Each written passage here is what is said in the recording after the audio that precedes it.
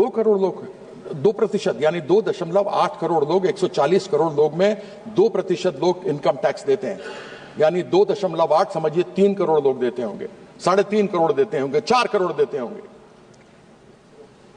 वह उनको 30% में आप 12 लाख की छूट देते हैं। लेकिन एक गरीब आदमी जिसको आप 80 करोड़ लोगों को जो 5 किलो अनाज देते हैं, उसको तो न तेल मिलता है, न मसाला मिलता है, न उसके पास गैस खरीदने की क्षमता है, वो बेचारा क्या करे। ऐसे में जीएसटी पर तेल हो, साबुन हो, घी हो, पनीर हो, दूध हो, आटा हो, चावल हो, सब पर आपने जीएसटी लगाया हुआ है।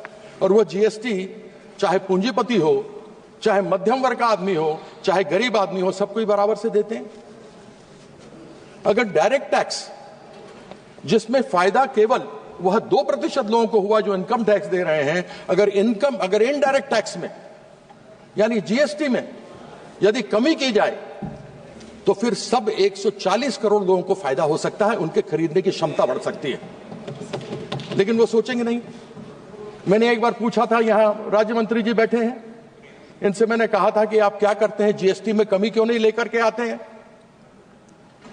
तो मुझसे खड़े होकर इन्होंने जवाब दिया कि पश्चिम बंगाल का भी नाम जीएसटी में है। सर मैंने कहा यहां बैठे हुए उनको दिखाया, हुजूर आपके बिना मैं कहीं जा ही नहीं सकता। आपके बिना कहां जाएंगे मालिक? इन्होंने जवाब दिया कि पश्चिम बंगाल भी उसी में है। बिल्कुल मैं मानता हूं कि पश्चिम बंगाल भी उसी में है। टोटल 31 है राज्य, जिनमें से 20 यानी 16 में बीजेपी और 4 और मिला दे तो एनडीए मिलकर के 20 राज्यों के अंदर इनकी सरकार है। 11 राज्य वो गैर भारतीय जनता पार्टी के हैं, टोटल हो गए 31। साथ में इन्होंने प्रावधान जीएसटी में किया हुआ है कि केंद्र सरकार जिस दिन जीएसटी की मीटिंग होगी, जितने सदस्य बैठे होंगे उन सदस्य की 1/3 वोट का पावर सेंट्रल गवर्नमेंट के पास होगा। यानी अगर मान लीजिए 31 का फुल हाउस हो, उसमें से 1/3 इनको हो तो 10 हो गया, 21 और 10 31 हो गया, 11 इधर हैं। तो फिर जब आपके हाथ में इतनी ताकत है, आप जीएसटी काउंसिल की बात करते हैं।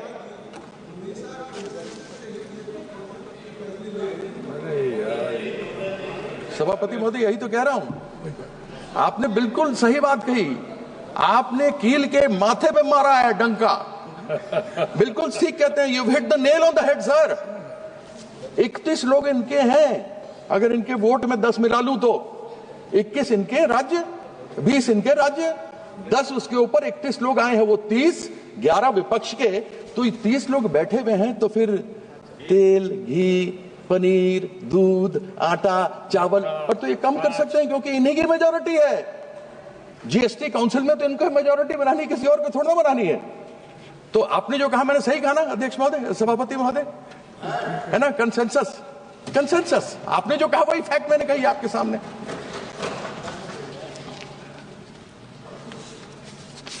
एक बार हमने सुना प्याज की बात, हमने सुना कि माननीय वित्त मंत्री महोदया ने कहा कि उनसे पूछा गया कि प्याज के दाम बहुत बढ़ गए हैं।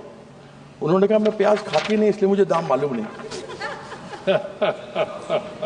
सभापति महोदय, पेट्रोल और डीजल तो हम लोग भी नहीं खाते, लेकिन दाम तो मालूम है। Petrol diesel, yes, no we don't eat petrol diesel like she doesn't eat onions, but yet we know the price. Price तो हमको मालूम ही साहब कि पेट्रोल डीजल के दाम क्या है। और सेंट्रल गवर्नमेंट ने पेट्रोल डीजल के अंदर पेट्रोल में 19.9 प्रति लीटर का एक्साइज लगाया हुआ है, डीजल में 5.8 रुपए प्रति लीटर का इन्होंने एक्साइज लगाया हुआ। ये बढ़ाया है इन दिनों में। जिस समय स्वर्गीय मनमोहन सिंह जी हमारे प्रधानमंत्री थे, उस समय कच्चे तेल की कीमत $112 प्रति बैरल थी। तब उस समय दिल्ली की बात करता हूं, 65 रुपए प्रति लीटर पेट्रोल था। जिस समय माननीय नरेंद्र मोदी जी यहां पर प्रधानमंत्री बनकर के आए, उस समय कच्चे तेल के बैरल की कीमत $60 प्रति बैरल थी। और उस समय तब बात चलती थी और हम भी खड़े होकर के चिल्लाते थे, बहुत ही महंगाई की मार, पेट्रोल डीजल की मार, अब की बार टन टन टन सरकार। अब वही बोलना पड़ेगा ना, क्योंकि हुआ कुछ नहीं। हम यही बोलते थे। तब था $60 प्रति डॉलर बैरल। मनमोहन सिंह जी के समय था $112 प्रति बैरल। तब था ₹65। उसके बाद वो 60 से बढ़कर आज हुआ है 225 में ₹80 प्रति बैरल। लेकिन पेट्रोल और डीजल सेंचुरी मार रहा है। बेचारा विराट कोहली और रोहित शर्मा मारने में उसको बहुत मुश्किल हो रही है। और 3 साल से सेंचुरी पर बैठे हैं। क्यों नहीं कम करते एक्साइज? कर दे कम, और नहीं तो ले आए जीएसटी में। और फिर इन्हीं की है मेजॉरिटी। 31 राज्य 10% और मिला लीजिए, 31 के 41 में 31 ही है, 31। अच्छा। तो लोगों को बोलना बंगाल का भी अध्यक्ष, इनका जवाब दे दूं? आप कहें तो दे दीजिए। सबसे कम दाम अगर पेट्रोल और डीजल के कहीं किसी राज्य में है तो वो पश्चिम बंगाल के अंदर। जाइए गिरिराज जी, अपने बिहार से भर के आइए। ठीक है, माननीय मंत्री जी ने खड़े होकर आपसे कोई जवाब नहीं पूछा, इसलिए आप अपनी बात करें। अरे यह मेरे घर में आके मेरे पास MLC बनने के लिए बैठा करते थे 1999। ये बात नहीं, ये पर्सनल नहीं, ये आप व्यक्तिगत आक्षेप नहीं करेंगे इस तरीके से।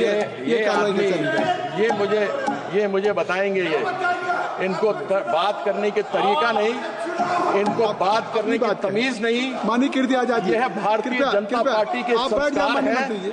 आप कृपया, ये भारतीय जनता पार्टी के संस्कार हैं। बैठ जाइए। जिनको बात करने का तमीज नहीं, आप अपने से बड़ों से कैसी बात की जाती है इनको ये नहीं मालूम। आप अपने सदन में किस तरीके से बात की जाती है इनको ये नहीं मालूम।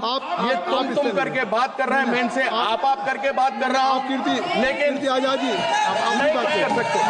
आप बैठ जाए। इनका भगवान कुछ नहीं कर सकता। माननीय मंत्री बैठ जाए। इनका कुछ नहीं कर सकते। माननीय मंत्री, ठीक है, ये देखिए आप करके बोलते हैं। माननीय कीर्ति आजाद जी, मैं आपसे बात कर रहा हूँ। बहुत वरिष्ठ हैं। ये आपसे बात, फिर वही बात आप कर रहे हैं। फिर वही बात आप कर रहे हैं। ये रिकॉर्ड में नहीं जाएगा। ये रिकॉर्ड में देखिए, आया था। आप बैठ जाए। माननीय मंत्री जी, आप बैठ जाए। माननीय मंत्री, ये आप बिल्कुल सब रिकॉर्ड में जाएगा। इस तरह के आक्षेप आपसे अपेक्षा नहीं है। माननीय कीर्ति आजाद जी, इस तरह का आक्षेप बोलेंगे तो मैं आप किसी माननीय सदस्य के ऊपर नहीं, आप सर ये तमीज आप बजट पे बोलिए। इसका तमीज नहीं, लेकिन माननीय कीर्ति आजाद जी, आप बजट पे बोले। आप इस तरीके की बात किसी के ऊपर व्यक्तिगत आक्षेप, आप सुन रहे हैं? आप सुन रहे हैं क्या बोल रहे हैं? आप उनका रिकॉर्ड में नहीं जा रहा है। उनका रिकॉर्ड में नहीं जा रहा है। आप क्यों संज्ञान ले रहे हैं? रिकॉर्ड में नहीं जा रहा। आप संज्ञान मत लीजिए। लेकिन आपको क्यों करते हैं?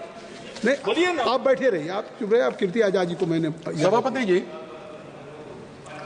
1.7 करोड़ रुपया जो पश्चिम बंगाल का बकाया है वह 1922 से पश्चिम बंगाल को नहीं दिया गया, जिसमें एक जीएसटी है। 2022 से नहीं दिया गया। 2022 से क्षमा कीजिएगा, 2022 से नहीं दिया गया। रिपीट कर दो फिर से। कितना पैसा? 1,70,000 करोड़ रुपया जो पश्चिम बंगाल का हिस्सा है 2022 से पश्चिम बंगाल को नहीं दिया गया। उसमें हिस्सा जीएसटी का भी है। जीएसटी फेडरल इकोनॉमी है तो फेडरल जीएसटी तो आना चाहिए। आपने आवास का पैसा नहीं दिया, वो पश्चिम बंगाल की नेत्री ममता बंदोपाध्याय ने लोगों का आवास को दिया। इन्होंने स्कूलों के लिए नहीं दिया, सर्व शिक्षा अभियान के लिए नहीं दिया, वह भी पश्चिम बंगाल की नेत्री ममता बंदोपाध्याय ने अपने बजट से दिया। घर नहीं मिले, उसका भी बजट पश्चिम बंगाल की नेत्री ने दिया। इन्होंने आपत्तियां उठाई, आपत्तियों का जवाब दिया गया, यूटिलाइजेशन सर्टिफिकेट दिया गया, सब कुछ हो गया। जीएसटी काउंसिल में बैठक हुई, हेल्थ यानी स्वास्थ्य को लेकर सब बातें हुई, उसमें हमारे स्वास्थ्य साथी जो ममता बंदोपाध्याय की सरकार वहां चलाती है उसको सबसे बढ़िया कहा गया। वह स्वास्थ्य साथी जो महिला, सबसे बड़ी महिला एक परिवार में होती है, उनके नाम से एक कार्ड होता है, और प्राइवेट हो या पब्लिक हो, महिला, उनके पति, उनके माँ बाप, उनके सास ससुर, उनके बच्चे सभी किसी भी निकटतम अस्पताल में जा सकते हैं, उपचार करा सकते हैं, और डायरेक्टली सरकार की तरफ से पैसा वहां पर हॉस्पिटल में दिया जाता है, इंक्लूडिंग प्राइवेट हॉस्पिटल। लेकिन हमारे जो यहां से मिलता है उसमें अनेकों मानक हैं, छत है तो नहीं मिल सकता, मोटरसाइकिल है तो नहीं मिल सकता, साइकिल है तो नहीं मिलेगा, और 2011 के सेंसस से है, कृपया यहाँ पर सभी को मिलता है। कृपया संक्षिप्त करें, 15 मिनट हो गया जी, मैं खत्म कर रहे हैं भाई। अब ये कहते हैं कि साहब इन्होंने मानक तय किया। अब ये मैं जानना चाहता हूं कि संविधान के किस प्रावधान में या किस धारा में ये लिखा हुआ है कि किसी एक रंग का पर आप स्कूल को अगर आप रंगेंगे या अस्पताल को रंगेंगे तभी आपको पैसा मिलेगा? क्या हिंदू धर्म में एक ही रंग है, या हिंदू धर्म में अनेकों रंग हैं? हमारे सनातन में अनेकों रंग हैं। यह चाहते हैं कि केवल भगवा में रंग दें, लेकिन भगवा के अनेकों भी रंग हैं। जो महादेव के सिर में चंद्रमा इठलाता है वो सफेद है, सोमवार सफेद है, सफेद रंग है चंद्रमा का। मंगल हनुमान जी का है तो लाल है, बुद्ध प्रकृति है तो हरा है, बृहस्पति देवताओं के गुरु थे इसलिए पीला है, शुक्राचार्य राक्षसों के गुरु थे इसलिए राख है, शनि महाराज हम सब जानते हैं कि वह काले या नीले हैं, और हमारे जो सूर्यदेव हैं वह इंद्रधनुष हैं, सतरंगे हैं। उत्तर में शिव हैं तो सफेद है, दक्षिण में अयप्पन है तो काले हैं, पूर्व में मां काली है तो लाल सिंदूर और लाल टीका है, पश्चिम में गणेश है तो पीला है। फिर केवल भगवा कैसे मेरा हिंदू धर्म का रंग है, मुझे समझ नहीं आता। Very good. क्या चंद्रमा को भगवा करेंगे? ठीक है। क्या हनुमान जी को भगवा करेंगे?